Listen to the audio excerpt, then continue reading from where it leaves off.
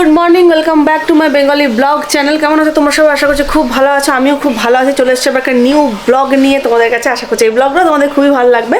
তো মা তো কালকে পৌঁছে গেছে, খুব সুস্থভাবে পৌঁছে গেছে। ভালো করে কালকে তো বলা হয়নি, কারণ কি কালকে আমি এত মানে মনরাজের একটু একটু লাগছিল খারাপ, আর ইউবের তো একটু খারাপ লাগছিল, তো দুষ্টুমিটা বেশি করছে। তো বাসু একটু চললো স্প্ল্যানেট। কিসের জন্য চলো না চলো অবশ্যই তোমাকে ব্লগে বাসু কোনো ভিডিও করবে, অবশ্যই জানাবে কিসের জন্য।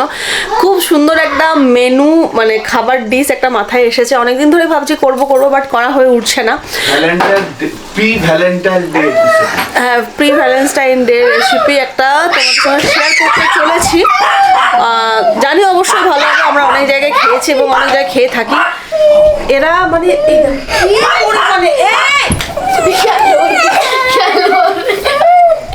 আচ্ছা, এটা ঘর মোটা ভিডিও না?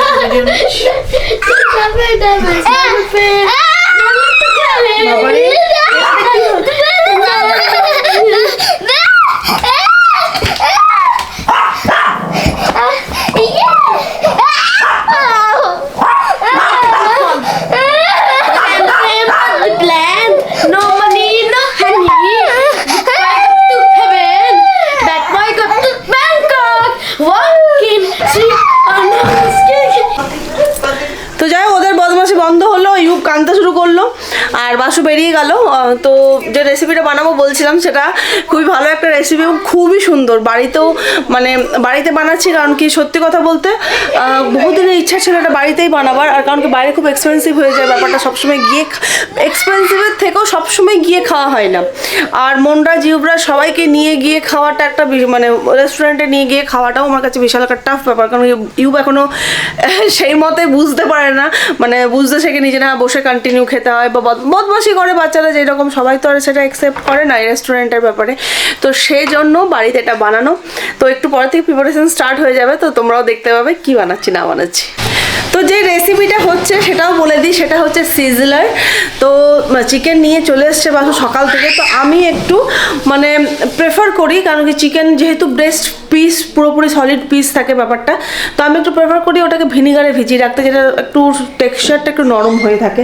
কারণ কি ওটা পুরোপুরি তো গ্রিলের ওপর ডিপেন্ড করছে, তো একটু সুবিধা হয় ভেতর পর্যন্ত। দেখো না গো, এই যে তো এই যে চিকেনটাকে আমি ভিনিগারে শুধু ডিপ করে রেখেছি, একটুখানি ভিনিগার নিয়েছি। ওই ঢাকনা হিসেবে ধরলে 3-4 ঢাকনা, আর স্পুন হিসাবে ওই 3-4 স্পুন নিয়েছি সেম। তো নিয়ে শুধু এটাকে ইয়ে করে রেখে দিয়েছি, ম্যারিনেট করে রেখে দিয়েছি। কারণ কি একটু ভেতর পর্যন্ত গেলে ম্যারিনেশনটা ভেতর, নুন টুন কিচ্ছু দিইনি এখন, কারণ কি জল কেটে যাওয়ার চান্স থাকে। আর ভিনিগার থাকলে চিকেনের ভেতর পর্যন্ত খুব সফট হয়, মানে গ্রিল করলেও সফট ব্যাপারটা চলে আসে খুব ভালোভাবে। তো ওই জন্য। আর বাসু গেল স্প্ল্যানেট, আমাদের সিজলার প্লেট নেই। তো সিজলার প্লেট আনতে, আমি তাও বললাম গ্রিল প্যানটাতে আজকে ম্যানেজ করো না, বলো না সিজলার প্লেটটা নিয়ে আসি। আর বাবার খুব খেতে এটা পছন্দ সিজলারটা। তো বাবারা যখন আসবে তখন বাবাদেরকেও করে দেবো। তো যেদিন আসবে তার পরের দিন হয়তো করবো। তো আজকে আমরা খেয়ে দেখি, কারণ কি বাড়িতে আমি কেমন বানাচ্ছি না বানাচ্ছি তার উপর ডিপেন্ড করবে। সিজলারটা করবো, রাইস থাকবে আমার সিজলারে থাকবে, মানে প্লেটে রাইস একটুখানি, গ্রিল চিকেন 2 পিস, আর সাথে ভেজিটেবলসের মধ্যে আমি দিচ্ছি বিনস, গাজর আর ক্যাপসিকাম। আমি ভেজিটেবলস আর চিকেন, এটা আমার সিজলারে প্লেটে থাকবে। রেডি ফেডি হয়ে সব কিছু বেরিয়ে গেছি। এখন আজকে সকালবেলায় আমার একটু ইচ্ছা করলো, একটা মেনু, খুব সুন্দর রেস্টুরেন্ট স্টাইল একটু মেনু পছন্দ হলো। তো আমি যাচ্ছি ওই জিনিসপত্র সব আনতে, স্প্যান্ড যেতে হবে তার জন্য আমাকে। তো আমি ওটাই যাচ্ছি এখন, স্প্যান্ড যাচ্ছি, কেন কি কিছুদিন পরে ভ্যালেন্টাইন্স আসছে। তো মা বাবা যেহেতু না রেস্টুরেন্ট যেতে তো পারবো না, এই যে রুম্পাকে বললাম রেস্টুরেন্টের মাহলটা এখানে একটা তৈরি করবো। তো যাচ্ছি আমি, কি কি জিনিসপত্র আনতে যাচ্ছি সেটা কন্টিনিউ ব্লগে দেখতে থাকবো।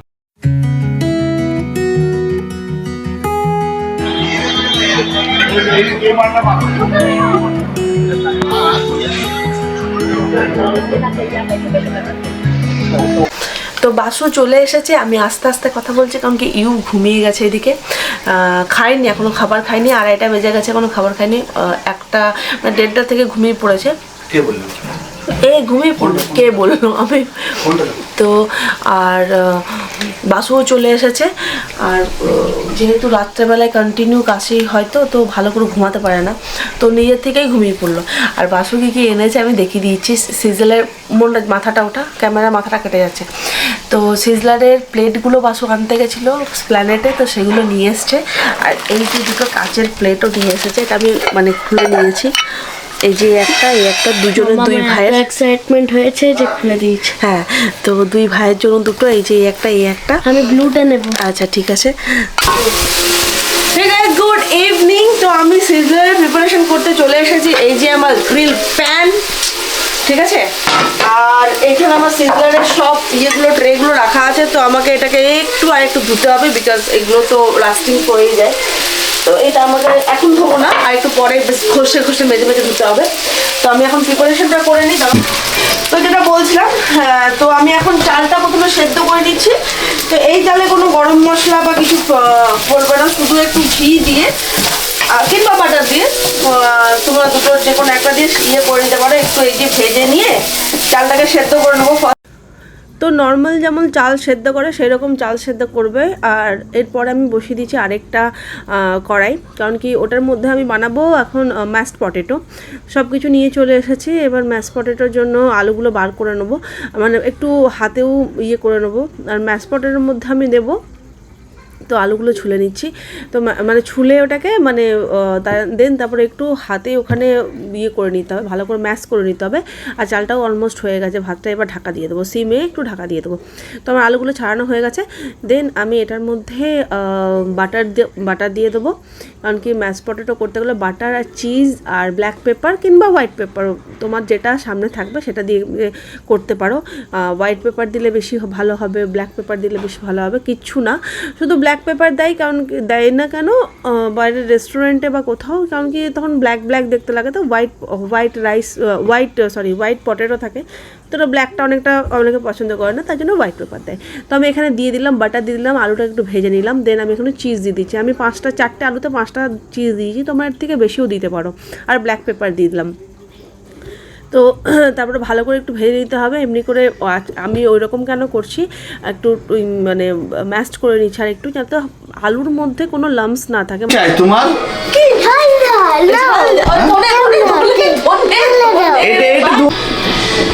এই ম্যাশড পটেটোর গন্ধ শুনে না ইউক চলে এসেছে, বলছে আমি খেতে চাই। আমি যে দাঁড়া, তো ম্যাশড পটেটো আমার কমপ্লিট হয়ে গেছে। আমি শিফট করে নিচ্ছি এখানে, কারণ কি আমি একটু যখন দেবো না তার আগে আমি মাইক্রোওভেনে একটু করে গরম করে নেবো। তো এরপর আমার চালটা সেদ্ধ হয়ে গেছে। আমি একটু নেড়েচেড়ে দেখে নিচ্ছি জিনিসটা ঝুরঝুরে হয়েছে কিনা, কারণ চালটা ঝুরঝুরে চাই, কারণ কি এটার মধ্যে অন্য কিছু দেওয়া হবে না। চিকেনটাকে আমি ম্যারিনেট করে নিচ্ছি, সকালে তো ভিনিগার দিয়ে ম্যারিনেট করে নিয়েছিলাম। তাই একটু অরিগানো, অরিগানো আর একটু সয়া সস আর রসুন দিয়ে 3টে দিয়ে ম্যারিনেট করে নিচ্ছি। এই যে রসুনটা দিলাম, 3টে দিয়ে আমি এখন ম্যারিনেট করে নিচ্ছি ভালো করে। আর একটু নুন, ঠিক আছে, আমি সকালে নুন দিইনি, তো এখন একটু নুনও দিয়ে দিয়েছিলাম। আর এই সবজিগুলোকে সব হাফ সেদ্ধ করে নিয়েছি, মানে সম্পূর্ণ সেদ্ধ না, একটু কাঁচা কাঁচা থাকবে। এবং সব সবজিগুলো একটু বাটার দিয়ে আর গোলমরিচ দিয়ে সতে করে নিচ্ছি। এটা প্রথমেই করে রেখে নিচ্ছি, কারণ কি এগুলো গরম থাকবে। অ্যান্ড দেন চিকেনটা আবার গ্রিল করতে দিচ্ছি।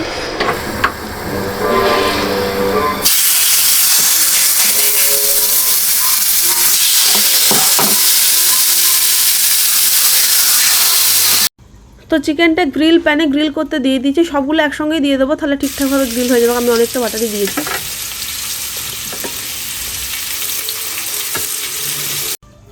তো এক পাশে গ্রিল হয়ে গেছে, মিডিয়াম টু লো ফ্লেমে গ্রিল করেছি আমি।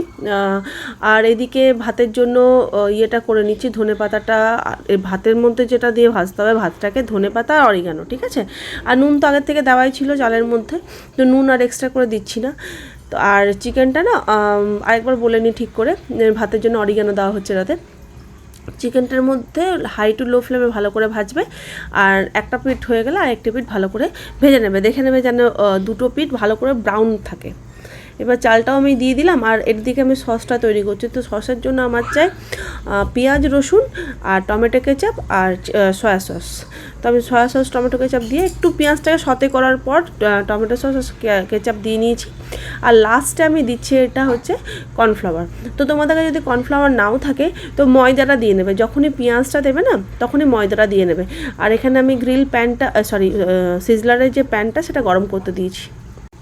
তো সিজলারের দিকে প্যানটা গরম করতে দিয়েছি, আর ওইদিকে আমার সসটা রেডি হয়ে গেছে। সসটা কতটা তোমরা ঠিক চাও সেই হিসাবে তোমরা কর্নফ্লাওয়ার বা ময়দা দেবে। ময়দাটা কেমনভাবে দেবে আরেকবার বলে নিই। যখনই পেঁয়াজটা দেবে, রসুনও দেবে, তখনই ময়দাটাও দিয়ে করে নেবে, ভালো করে একটু ভেজে নেবে, তারপরে ময়দাটা দিলেই রেডি হয়ে যাবে। তো আমি এখানে সিজলারটা সাজিয়ে দিয়েছি, এবার যাব পরিবেশন করতে। তো এই যে বারবার বাসুকে বলছে এই দেখো ধোঁয়া উঠছে, আঙুল দিয়ে দিয়ে বারবার দেখাচ্ছি, ধোঁয়া উঠছিল না বলছে। তো সিজলার আমার রেডি হয়ে গেছে, সব আমি সাজিয়ে দিয়ে দিয়েছি। তো এটা একটু কম, মানে ওই ছ্যাং যে ব্যাপারটা একটু কম করেছি, কারণ কি ইউব আছে না, ভয় লাগবে যদি চট করে গরম দিয়ে দেয়। গরমটা একটু নর্মাল হয়ে গেছে। তো এটাকে ভাত দিয়ে দিচ্ছি। চিকেনটা আমরা এখান থেকে হ্যাঁ, চিকেনটা আমি দিয়ে দিচ্ছি, কারণ পারবি না তখন তোরা। মানে গরম পুরো 1 chicken for all. না না, আর একটা করে ভাবি, চিন্তা নেই। আমাকে নেই যাবে। হ্যাঁ দিচ্ছি। ওইটা ভাতুকে দিয়ে দাও। ভাতুকে দিয়ে দেবো, ভাতুকে দিচ্ছি।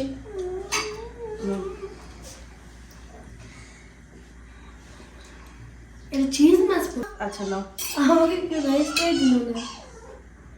গন্ধ পেয়েছে ও রোজিও। তো ও কোথায় আছে, কোথায় ও? আচ্ছা কোথাও লুকিয়ে লুকিয়ে। ইউব কেমন হয়েছে বলে দাও তো। খুব সফট। হ্যাঁ, আস্তে আস্তে কাজে অনেকটা লুচি করেছে। অল্প অল্প করে খাও, অল্প অল্প করে। গরম গরমটা